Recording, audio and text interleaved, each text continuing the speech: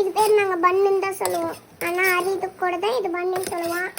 ஆனால் நீ மட்டும் தான் மீன் பக்கறன்னு சொல்கிறேன். நாங்கள் பன்னுன்னு சொல்லுவோம். தயிர் சேர்த்துக்கலாம்.